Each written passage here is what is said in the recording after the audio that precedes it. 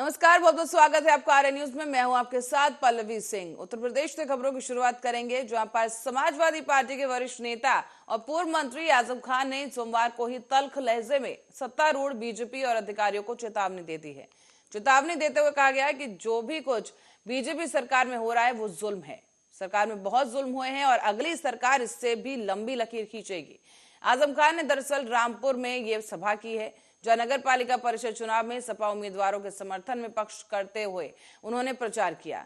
और आजम खान ने इस दौरान नालापार में आयोजित की गई एक नुक्कड़ सभा में कहा है कि अगली बार यानी 2024 प्रदेश में सपा की सरकार आएगी। और साथ ही उन्होंने कहा कि जनता से दावा किया गया कि तवे से रोटी पलट जाएगी। नालापार वालों, जिन पुलिस वालों ने तुम्हारे घरों के दरवाजे तोड़े हैं और जिन्होंने तुम्हें ठोकरें मारी हैं, यहीं खड़े होकर इसी बूथ से तुम्हें सैल्यूट किया जाएगा। मेरे बच्चों से, मेरी बीवी से, मेरे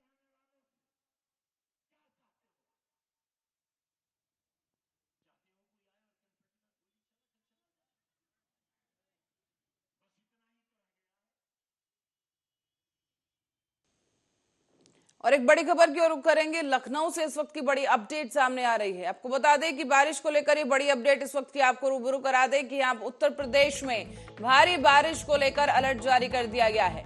बड़ी जानकारी इस वक्त की आपको बता रहे हैं, जहां उत्तर प्रदेश में बारिश और ओलावृष्टि को लेकर बीते 24 घंटे में अलर्ट जारी किया गया है। और उत्तर प्रदेश में हुई है करीब 4.7 मिलीमीटर बारिश। अब तक ये अपडेट सामने आई है। लगातार हो रही बारिश को लेकर ये अपडेट उत्तर प्रदेश से सामने आ रही है, जहां पर अब तक जो बारिश हुई है वो करीब 4.7 मिलीमीटर की बारिश बताई जा रही है। और 40 से 50 किलोमीटर रफ्तार से अभी आने वाले कुछ दिनों तक हवाएं चलेंगी उत्तर प्रदेश में। 4 मई तक मौसम के ऐसे ही बने रहने का अनुमान लगाया गया है। मौसम विभाग के जो तमाम अधिकारी हैं उनकी तरफ से अपडेट साझा की गई है कि 4 मई तक उत्तर प्रदेश में बारिश के ऐसे ही हालात बने रहेंगे।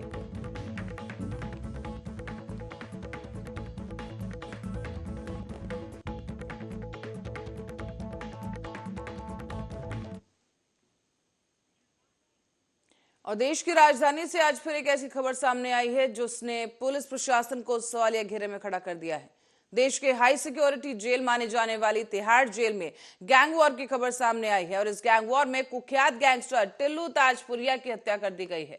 आपको ये बता दें कि टिल्लू ताजपुरिया पर रोहिणी कोर्ट में शूट आउट कराने का आरोप लगा था और जितेंद्र गोगी की हत्या करवाने का आरोप लगाया गया था। बताया ये जा रहा है कि तिहाड़ जेल में योगेश टुंडा और उसके साथी दीपक तीतर ने लोहे की रॉड से टिल्लू पर हमला किया था और इसके बाद डीडीओ अस्पताल में उसे भर्ती कराया गया, जहां पर सुबह 6:30 बजे उसकी मौत हो गई है। हालांकि अभी तिहाड़ जेल प्रशासन अलर्ट मोड पर है और हार्ट अटैक से मौत होना कारण बताया जा रहा है। फिलहाल पुलिस इस पूरे प्रकरण की जांच में जुटी है।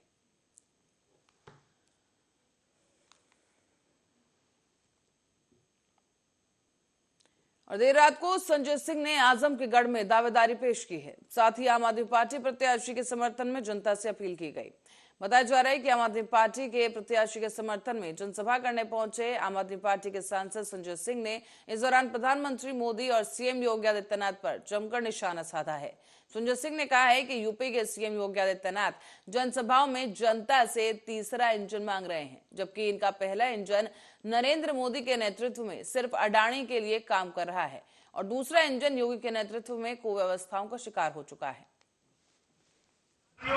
जितने उत्साह से, जितनी लगन से, जितनी मोहब्बत से आज इस सभा में आप मौजूद हैं, मामून शाह के समर्थन में मौजूद हैं, इससे ये बात साफ हो गई कि रिजल्ट तो 13 तारीख को आएगा, लेकिन आज रामपुर ने बता दिया कि मामून शाह यहां से चुनाव जीतने जा रहे हैं, उनकी पत्नी सना यहां से चुनाव जीतने जा रहे हैं। साथियों, दोस्तों, कहां से शुरू करूं और कहां खत्म करूं? वतन की जो हालत सुनाने लगेंगे तो पत्थर भी आंसू बहाने लगेंगे। वतन की जो हालत सुनाने लगेंगे तो पत्थर भी आंसू बहाने लगेंगे। अगर भीड़ में खो गई आदमियत तो उसे ढूंढने में जमाने लगेंगे। आदमियत का, इंसानियत का, मानवता का कत्ल हो रहा है। एक ऐसी व्यवस्था में हम जी रहे जहां हिंदू और मुसलमान के बीच में खाई पैदा करके राजनीति करने का काम भारतीय जनता पार्टी कर रही है और इस खाई को मिटाने का काम आम आदमी पार्टी करेगी, क्योंकि हम ये मानते हैं। और दिल्ली के जंतर मंतर पर अपनी मांगों को लेकर प्रदर्शन कर रहे पहलवानों का धरना लगातार जारी है। इस दौरान पहलवानों के धरने को एथलीट्स और बाकी राजनेताओं का भी समर्थन मिलने लगा है। इससे पहलवानों का यह धरना बहुत मजबूत होता दिख रहा है। और यहाँ कांग्रेस से प्रियंका गांधी वाड्रा, आम आदमी पार्टी से सीएम अरविंद केजरीवाल समर्थन देने पहलवानों को पहुंच चुके हैं। लेकिन अब पहलवानों के समर्थन में उत्तराखंड के पूर्व मुख्यमंत्री हरीश रावत पहुंचे हैं, जहां उन्होंने महिला पहलवानों समेत धरने पर बैठे तमाम पहलवानों से बातचीत की है। साथ ही साथ उन्होंने सरकार से पहलवानों के साथ न्याय करने की भी बात कही। इसी दौरान नवजोत सिंह सिद्धू भी पहलवानों का समर्थन करने के लिए जंतर मंतर पर पहुंचे हैं।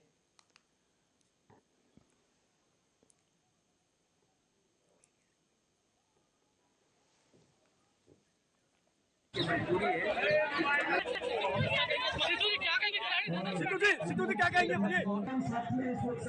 लगातार देखा जा रहा है पहलवानों का धरना जारी है और देखेगा आज 8 दिन हो गए। कहीं ना कहीं लगता है जो कहीं ना इस तरीके से गिरफ्तारी होती है नहीं होती, उसको लेकर तमाम जो पार्टी के लोग हैं वो आके इनको समर्थन दे रहे हैं। उनको समर्थन देने के बाद भी कुछ महिला हमारे से जुड़ी है, उनसे बात करते हैं। जी नमस्कार। नमस्कार जी। जो आज जो धरना दिया जा रहा है और जो तमाम जो पार्टी के लोग कहते हैं ब्रिजभूषण को एक जेल होनी चाहिए, जेल को लेकर बात करिए और ब्रिजभूषण की जो बात करी गई है, शोषण हुआ है महिलाओं के साथ, क्या किस तरह से देखते हैं आप लोग? देखिए मेरी भी 2 बेटियां हैं, मैं 2 बेटियों की माँ हूँ और दोनों मेरी बेटियां खिलाड़ी रही हैं और नेशनल और वर्ल्ड लेवल पर उन्होंने खेला हुआ है। तो ये फेस मैंने तब भी किया था, आज से 10 साल पहले, जब मेरी बड़ी बेटी नेशनल खेल रही थी और उस समय सतपाल मलिक हुआ करते थे ओलंपिक संघ एसोसिएशन के, वो छत्रसाल स्टेडियम में। तो मेरे लिए कोई नई घटना नहीं है और इसकी वजह से ना जाने कितनी लड़कियां, खास तौर पे जो अब आजकल की जो युवा वर्ग आगे आ रहा है खेल में। पहले तो लोग खेल खिलाते ही नहीं थे माँ बाप, उन्हें मालूम था कि आगे तक जब बच्चे जाएंगे तब तक वो खत्म हो चुके होंगे। नेशनल ही पहुंचना बहुत बड़ी बात है, नेशनल के ऊपर की तो बहुत दूर की बात है। और इस तरीके से ब्रिजभूषण जैसे लोग होंगे तो ये बालिकाओं को पेट में लोग जो मारते हैं, ये उनके बाद में उनको शोषण कर करके मार रहे हैं। कोई भी हमारा बच्चा, कोई भी खास तौर से लड़की आगे गेम में नहीं आएगी और आप भूल जाइए कि फिर हम ओलंपिक में और विश्व कीर्तिमान बनाएंगे इस तरीके से। और दूसरी बात यह है कि इस पर एक ऐसी खिलाड़ी जो अंतर्राष्ट्रीय स्तर की खिलाड़ी है, वो बोल रही है, वो लगातार कई दिनों से बोल रही है कि इसने मेरे साथ ऐसा किया है, उसके खिलाफ आप कार्रवाई करो। और सरकार अभी तक कार्रवाई नहीं कर रही है, सो रही है। और ऐसे लोगों को आप खिलाड़ियों के साथ में भेज देते हो जो खिलाड़ी हैं ही नहीं। हमारे सम्मान हैं, ये हमारे मस्तक हैं, हमारे हृदय हैं। आज उनको अपने स्वाभिमान की रक्षा करने के लिए, अपने सत्यत्व और दूसरे प्रश्नों को उठाने के लिए, उसकी रक्षा के प्रश्नों को उठाने के लिए जंतर मंतर पर आना पड़ा। सुप्रीम कोर्ट का दरवाजा एफआईआर दर्ज करने के लिए खटखटाना पड़ा। ये पूरे देश के लिए विचारणीय प्रश्न है। सत्ता को चाहिए अहंकार त्यागें, इन खिलाड़ियों से क्षमा मांगे और जिन्होंने अत्याचार किया, गलती की है, उनको दंडित करें। हमारे सम्मान। भारतीय जनता पार्टी से बागी होकर नगरपालिका परिषद से ताल ठोकने वाले निर्दल प्रत्याशी मनोज श्रीवास्तव ने पत्रकार वार्ता की है। इस दौरान उन्होंने निवर्तमान सदस्य पर गंभीर आरोप लगाए। नगरपालिका को नरक पालिका बनाने में निवर्तमान अध्यक्ष ने जमकर लूट की है। उन्होंने ये भी कहा कि जनता ने जीत दिलाई है तो करोड़ों रुपए की लूट की जांच कराएंगे।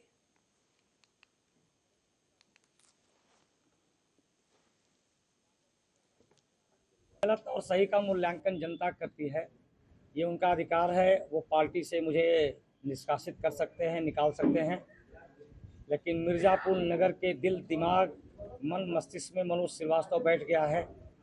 मिर्जापुर नगर वासियों के हृदय में मनोज श्रीवास्तव बैठा हुआ है। उनके हृदय से मुझे वो नहीं निकाल पाएंगे। ये बड़े पुख्ता सबूत हैं। वाटर कूलर का घोटाला, एलईडी लाइट का घोटाला, सोलर लाइट का घोटाला, अनेक भूमाफियाओं को जो आवंटित की गई जमीनें हैं उसमें घोटाला। मुरादाबाद में एआईएमआईएम को बड़ा झटका लगा है क्योंकि चुनाव से चंद दिनों पहले ही पार्टी के तमाम पदाधिकारियों ने अपने पद से इस्तीफा दे दिया है। इसी कड़ी में जिला महासचिव शमशाद हुसैन अंसारी, विधानसभा के अध्यक्ष अनीश अहमद सैफी, डॉक्टर सैफ अली अंसारी नगर अध्यक्ष और शादाब रजा अंसारी नगर उपाध्यक्ष शामिल हैं। इनका ये कहना है कि हमने पार्टी की काफी लंबी सेवा की है, लेकिन पार्टी के अध्यक्ष ने बिलारी नगर पालिका परिषद में निकाय चुनाव को देखते हुए प्रत्याशी सही नहीं उतारा है, इसीलिए हम पार्टी से इस्तीफा दे रहे हैं। साथ ही उन्होंने ये भी कहा है कि बिलारी के प्रत्याशी की हार दिख रही है, इसीलिए हम पहले से ही इस्तीफा दे रहे हैं। हमने पार्टी के कई पदाधिकारियों को फोन करके सूचित भी कर दिया है और हमारा इस्तीफा स्वीकार कर लिया गया है। अब हम पार्टी के लिए कोई भी कार्य नहीं करेंगे। सबमर्सिबल होते थे, गंदा पानी। जैसे कि निकाय चुनाव नज़दीक आते चले जा रहे हैं तो कहीं ना कहीं नई से नई एक बात देखने मिलती है। देखिए, हर पार्टी प्रत्याशी हर मैदान में है और खुलकर हर जोर लगा रहे हैं। देखिए, मुरादाबाद के बिलारी में एक नया मामला सामने आया है। एक ही पार्टी के कई कार्यकर्ताओं ने इस्तीफा देने की ठान ली है। आर्या न्यूज़ से खास बात करने के लिए उन्होंने हमें खुद बुलाया है और आर्या न्यूज़ के जरिए वो अपना संदेश उस पार्टी को पहुँचाना चाहते हैं, उन लोगों को पहुँचाना चाहते हैं जिनके प्रति ये अपनी प्रतिक्रिया रखते थे। लेकिन अब आखिरकार कौन ऐसी बात है ये उस पार्टी से इस्तीफा दे रहे हैं और इनके मन में क्या चल रही है, ये जानने के लिए इनसे बात करेंगे। आखिरकार इनके मन में क्या है। क्या नाम है सर आपका? शादाब। शादाब जी, किस पार्टी से ज्वाइन करते थे आप? MIM से ज्वाइन करता था सर। तो अब ऐसा क्यों आपने ठाना है कि जो इस्तीफा की बात जो सामने आई, क्या है? ये है कि पार्टी ने हमने जिसे चाहा था चुनाव से दूर नहीं रहेंगे, इसकी स्थिति शाम तक हम साफ कर देंगे। देखिए, और भी हम ये चार लोग आपको तस्वीरें आपको मैं दिखा दूँ। ये चारों वो लोग हैं जो एक पार्टी के कार्यकर्ता थे और जिस तरीके से इन्होंने इस्तीफा की अपनी ठानी है। और भी लोगों से बात करेंगे आखिरकार क्या ऐसी वजह है, क्यों ये इस्तीफा दे रहे हैं और क्या ये सिद्ध करना चाहते हैं। क्या नाम आपका? सर, मेरा नाम डॉक्टर सैफ अली है।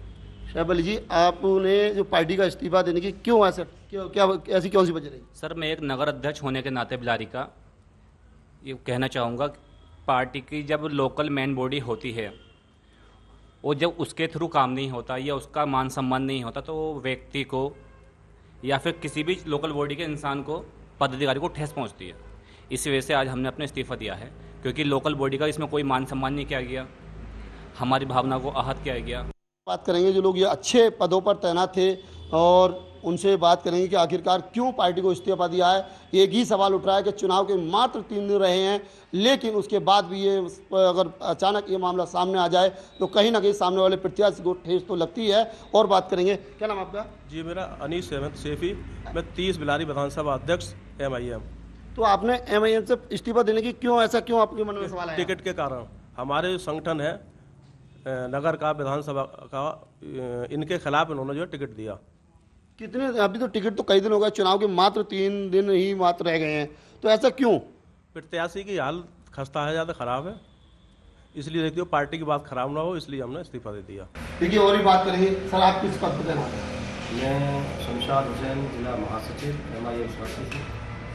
और हम इसलिए इस्तीफा दे रहे हैं कि यहाँ का जो हमारा प्रत्याशी है वो बहुत हल्के लड़ रहे हैं और हमारे ऊपर ब्लेम लग रहा है कि ये यहाँ से हारना तो 100% है, चौथे नंबर के प्रत्याशी हैं। ऐसा क्यों है? रणनीति नहीं है यहाँ, उनका वोट बैलेंस है ही नहीं। हमने तो और किसी के लिए मांगा था। किस प्रत्याशी को यहाँ से पार्टी ने उतारा है? हमने शुरू में स्टार्टिंग में जो मेरा सवाल है, प्रत्याशी किसको उतारा है आपकी पार्टी ने? तो आर्या न्यूज़ से खास बातचीत करते हुए पदाधिकारियों ने ये बताया है कि जो हमें दिक्कतें थी उन्हें हम सामने नहीं लाना चाहते। इस तरीके से हमारा जो कैंडिडेट है, वो यहाँ प्रत्याशी है, वो कमजोर है, वो पूर्ण तरीके से मजबूती से नहीं लड़ रहे हैं। इसको देखते हुए हमने इस्तीफा दिया है, क्योंकि पार्टी ने हमारे कहने से और हमारे कहे के अनुसार टिकट नहीं दिया। पार्टी ने उस व्यक्ति को टिकट दिया है जहाँ इसका कोई वजूद नहीं है। ये कहते हुए उन्होंने आर्या न्यूज़ के जरिए अपनी बात रखी है। फिलहाल अब ये देखने वाली बात होगी, ये लोग मात्र चंद दिन चुनाव में रह गए हैं, किस पार्टी को सपोर्ट करते हैं या फिर ये चुनाव से दूर रहना चाहते हैं। मेरे सहयोगी विकास चौधरी के साथ दानवीर सिंह, आर्या न्यूज़, मुरादाबाद। बुलेटिन में आगे बढ़ते हैं अगली खबर की ओर। उत्तराखंड के मुख्यमंत्री पुष्कर सिंह धामी दिल्ली पहुंचकर प्रधानमंत्री से उन्होंने मुलाकात की है। पीएम मोदी से मुलाकात के बाद पुष्कर सिंह धामी ने मीडिया से रूबरू होते हुए कहा कि उन्होंने पीएम से वास्तविक तौर पर मुलाकात की थी और उनको कई अहम कामों के लिए निमंत्रण भी दिया गया है। दरअसल आपको बता दें कि उन्होंने कहा कि प्रधानमंत्री मन की बात के 100 एपिसोड पूरे हुए हैं, जिन पर उनको धन्यवाद दिया गया। साथ ही बताया गया है कि कई एपिसोड में उत्तराखंड से जुड़े वक्तव्यों का उन्होंने जिक्र किया है और सीएम पुष्कर ने यह भी कहा कि प्रधानमंत्री का आशीर्वाद और मार्गदर्शन उन्होंने लिया है। चारधाम यात्रा का प्रसाद प्रधानमंत्री को भेंट किया गया और आदि कैलाश आने के लिए आमंत्रित किया गया है। मार्गदर्शन प्रधानमंत्री जी से भेंट करने गया था, उनका आशीर्वाद लिया, उनका मार्गदर्शन लिया और चारधाम यात्रा जो उत्तराखंड में प्रारंभ हो गई है और चारधाम यात्रा एक बड़ी यात्रा है जिसमें देश दुनिया के लोग भाग लेते हैं। तो माननीय प्रधानमंत्री जी की पहली पूजा सभी धामों में यमुनोत्री, गंगोत्री, बाबा केदारनाथ जी में और भगवान बद्री विशाल के यहाँ जो हुई थी, उसका प्रसाद और उनको गंगोत्री, अलकनंदा जी और सरस्वती जी का और यमुना का जल। पटियाला का एकमात्र केंद्र सुधार जेल से एक बार फिर से 5 मोबाइल फोन बरामद किए गए हैं, जिसकी वजह से पटियाला का केंद्र सुधार जेल कई सवालों के घेरे में आ चुका है। मिली जानकारी के मुताबिक पटियाला का केंद्र सुधार जेल पटियाला जेल में चेकिंग के दौरान सजा काट रहे 3 दोषियों के पास से ये 5 मोबाइल फोन बरामद किए गए हैं और अभी फिलहाल इस पूरे मामले की जांच की जा रही है कि आखिर कैदियों के पास ये मोबाइल फोन पहुंचे कहां से। मुकदमा नंबर 136 दर्ज करके जेल के विचों 3 हवालाती को 3 मोबाइल फोन ते 2 मोबाइल फोन जोड़े नाम जेल के बाथरूम के बरामद। सर कुछ पुछगिछ ते पता लगा मोबाइल जेल विच कितना गए जी रिमांड हासिल करके कार्रवाई ते जिहड़ी कैदी है किहड़ी सजा भुगत रहा सर? ये जी ਵੱਖ-ਵੱਖ मुकदमे के अंदर ने कोई एनडीपीएस दे कोई मर्डर दे विच।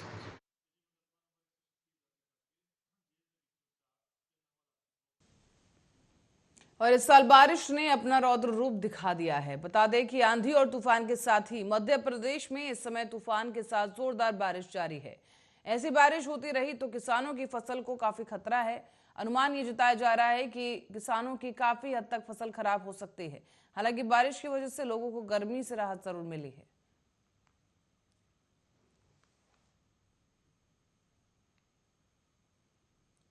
और छत्तीसगढ़ में भारतीय जनता पार्टी के पूर्व सांसद और आदिवासी नेता नंद कुमार साय के इस्तीफे पर कांग्रेस में शामिल होने पर मध्य प्रदेश की सियासत गर्मा गई है।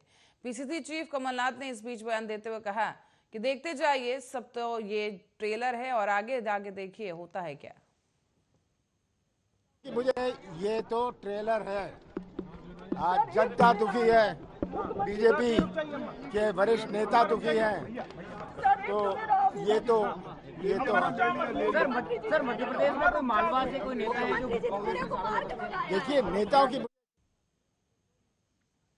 मुरादाबाद में निकाय चुनाव के लिए प्रचार करते हुए सीएम योगी आदित्यनाथ ने भारतीय जनता पार्टी की तमाम उपलब्धियां गिनाई हैं।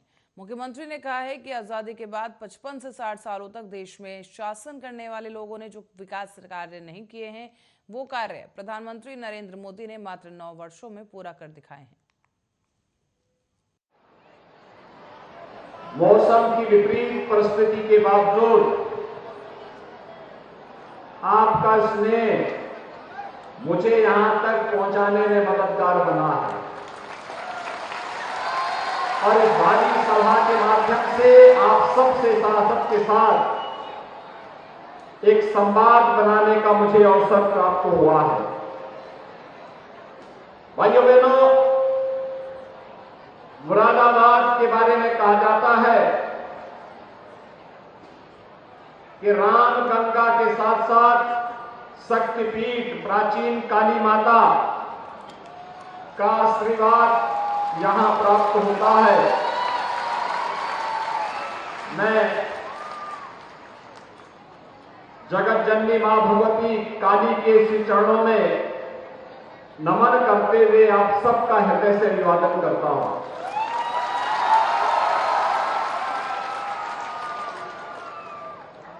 भाइयों बहनों, आज मुरादाबाद बदल चुका है। एक साथ कई उपाधियां मुरादाबाद के साथ जुड़ चुकी हैं। पहले पीतल नगरी थी, लेकिन वो बंदी की कगार पर था। अपने पुरातन वैभव को पुनर्स्थापित करते हुए आज पीतल नगरी फिर से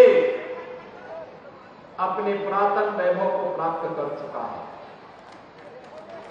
पीतल नगरी आज देश के एक्सपोर्ट का एक हब बन चुका है।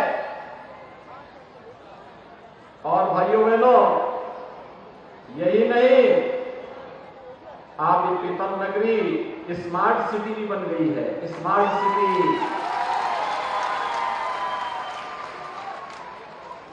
और आपकी वर्षों से जो मांग थी, दशकों से जो मांग थी कि मुरादाबाद के पास भी अपना एक विश्वविद्यालय होगा, वह भी राज्य विश्वविद्यालय हमने मुरादाबाद के लिए स्वीकृत कर दिया। भाइयों बहनों, पिछले 9 वर्ष के दौरान आपने बदलते हुए भारत को देखा होगा। भारत के बारे में दुनिया की बदलती हुई धारणा को देखा है। और उत्तर प्रदेश में निकाय चुनाव हो रहे हैं। ऐसे में 2 चरणों में निकाय चुनाव होंगे और पहले चरण में 4 मई को वोट डाले जाएंगे। और मतदान से पहले बागियों को मनाने की कोशिश में जुटी नजर आई भारतीय जनता पार्टी अब सख्त होती दिख रही है। बीजेपी ने अपने आधिकारिक उम्मीदवारों की मुश्किलें बढ़ा दी हैं और बागी उम्मीदवारों के खिलाफ एक्शन लेना शुरू कर दिया है। तो वहीं आज कुछ बागी अपनी पार्टी छोड़कर भारतीय जनता पार्टी के साथ भी आ गए हैं। बताया जा रहा है कि बसपा के पूर्व प्रदेश अध्यक्ष बीजेपी में शामिल हो गए हैं। के सचान को ब्रजेश पाठक ने बीजेपी ज्वाइन कराई और डिप्टी सीएम ब्रजेश पाठक ने ही उन्हें प्राथमिक सदस्यता दिलाई है। साथ ही साथ पूर्व मंत्री नरेंद्र यादव ने भी भारतीय जनता पार्टी ज्वाइन कर ली है। मोहनीश त्रिवेदी समेत कई और नेता भी भारतीय जनता पार्टी में शामिल हो गए हैं। आदरणीय डॉक्टर के सचान साहब का, जो बीएसपी के पूर्व प्रदेश अध्यक्ष रहे हैं, राष्ट्रीय महासचिव रहे हैं, बड़े नेता हैं प्रदेश के, और आपका कार्यक्षेत्र कानपुर से लेकर के जौनपुर तक विस्तृत रहा है। कानपुर के रहने वाले हैं और जौनपुर से मडियाओं आप चुनाव जीते हैं और बड़े नेता हैं प्रदेश के, और इनका बड़ा कार्यक्षेत्र है। मैं आपका बहुत स्वागत करता हूँ भारतीय जनता पार्टी के प्रदेश मुख्यालय में। और हमें पता है कि आपके जुड़ने से हमारी पार्टी को मजबूती मिलेगी और आप निष्ठावान कार्यकर्ता हैं, बहुत अच्छे हैं। दूसरा, हमारे आदरणीय नरेंद्र सिंह यादव जी, जो 7 बार विधायक रहे, मंत्री रहे, और मैं कह सकता हूँ कि फर्रुखाबाद से लेकर कानपुर से लेकर आगरा में नरेंद्र सिंह यादव जी का बड़ा नाम रहा है। मैं जब स्टूडेंट पॉलिटिक्स में था, नरेंद्र सिंह यादव जी जन जन में बहुत ही घर घर पहुंचे हुए लोकप्रिय नेता है। मैं कह सकता हूं श्री नरेंद्र सिंह जी के आने से बहुत हमें मजबूती मिलेगी। मैं पार्टी की तरफ से हृदय से स्वागत करता हूं। और उनके साथ हमारी बहन आदरणीय मोनिका यादव जी, जो जिला पंचायत के अध्यक्ष हैं फर्रुखाबाद की, बहुत बहुत स्वागत करता हूं। और आदरणीय सचिन सिंह यादव जी, जो लोकसभा से समाजवादी पार्टी के प्रत्याशी रहे हैं, आप सबके आने से हमें बहुत अच्छा काम करने का अवसर इन सबको मिलेगा, पार्टी को मजबूती मिलेगी। और आदरणीय मोहनीश त्रिवेदी जी, जो उत्तर प्रदेश टिम्बर एसोसिएशन के अध्यक्ष हैं और समाजवादी व्यापार सभा के सचिव हैं, और आपका बड़ा राजनीतिक परिवार है। और खबरों में फिलहाल के लिए इतना ही। देश दुनिया की तमाम खबरों के लिए देखते रहिए आर्या न्यूज।